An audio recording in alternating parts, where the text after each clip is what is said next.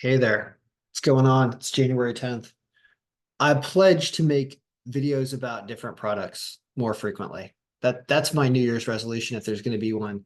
Haven't created enough new applications within Excel. I've just kind of been improving upon a lot of the ones that I've created over many years. And I got asked recently about college women's basketball, women's college basketball. And anytime somebody asks me a question about something that could be created in Microsoft Excel or Google Sheets, and I say, no, no, no, it can't be done. It gnaws at my craw. Basically, I'm like, I hate saying no to people because then I always say, you can do anything. Put enough time in it, you can do anything.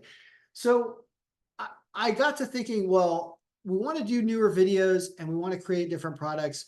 Let's create the college basketball algorithm here in Google Sheets. I'm going to provide a link in the description of the video, and I'm going to provide access to people that would like to help out and contribute, because it's not a product that I can readily create because we're missing stats.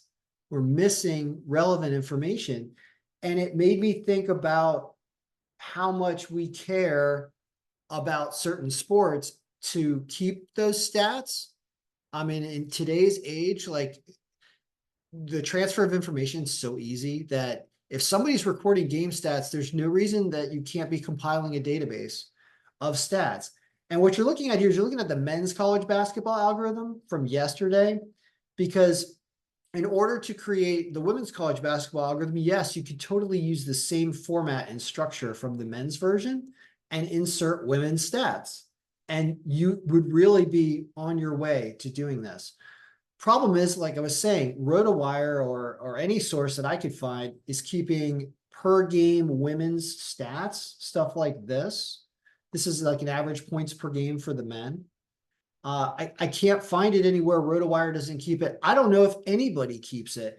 But what's fascinating about this is it's so difficult to find this level of detail that it makes me think, it makes me know that if you can gather this information and utilize it in the algorithm, you can bet on women's basketball, college women's basketball. And it's on television, it's on ESPN.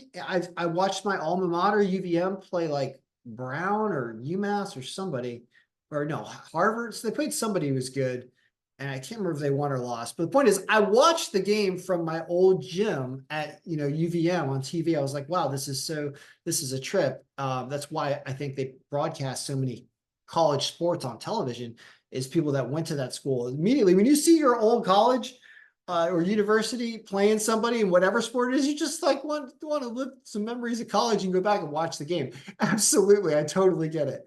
So this stuff is on TV, and there are lines on these games. This is a men's lines. I don't have the women's lines, but there are women's lines. So we just need to populate these sheets with this information, and then I can put it in the algorithm.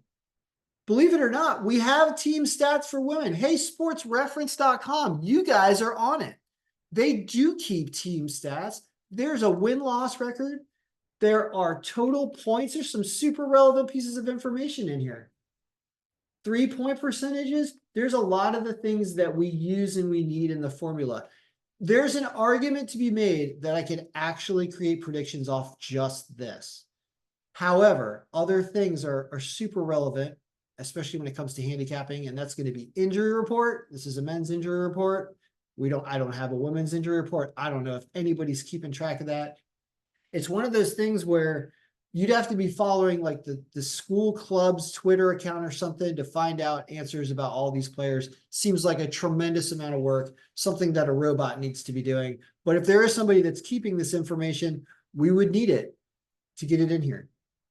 And then there's a name matrix, which just makes sure that we have all the schools' names streamlined appropriately, which I will get into when I get different sources of stats in this Google Sheet.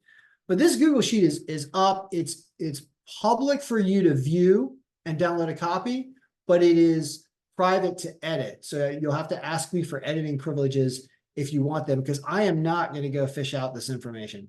There's a limit to which I will pay attention to women playing college basketball, and that limit involves going out and hunting this stuff in a manual way. I will import any stats that we can find in a proper format, and then get them into a version of the college basketball algorithm. This is the men's one. And just for shits and giggles here, let's go to look at today.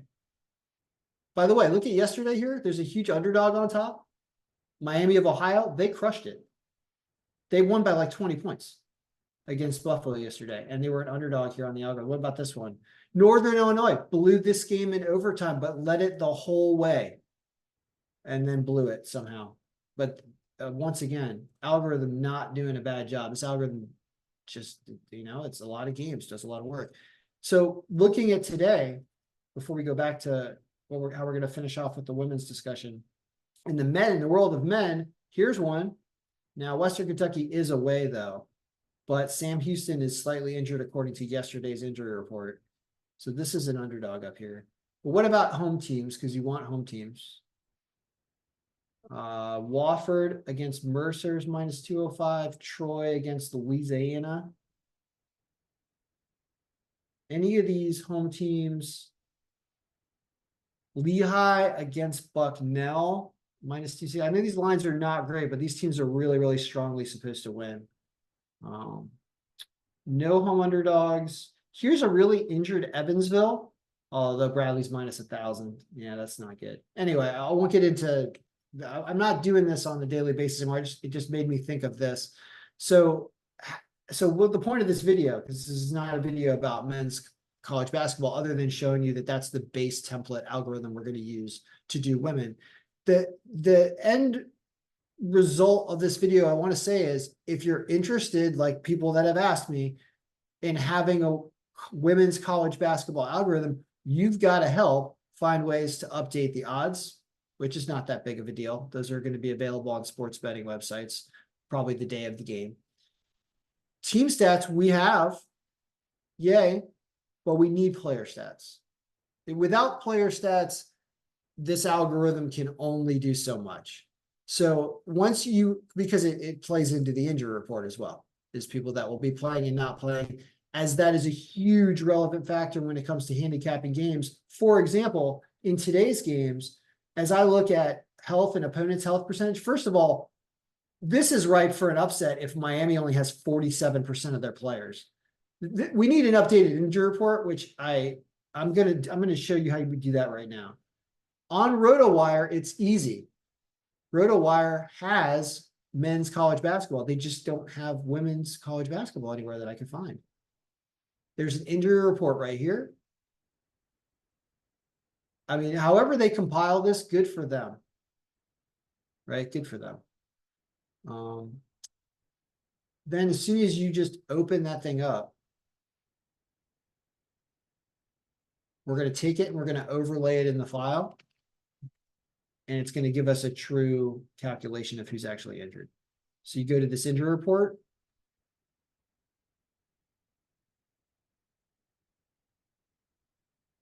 And we overlay it. And once we overlay it, yep, a lot of injuries. You can go to the injury pivot sheet and refresh this pivot. So this is the action the algorithm is performing to figure out the relevance of the players that are out. Now let's refresh the main list, and you'll see that everyone's going to change. We'll see if Miami is still at 47% health. They are. They have a ton of people out. Like, what is going on there, right?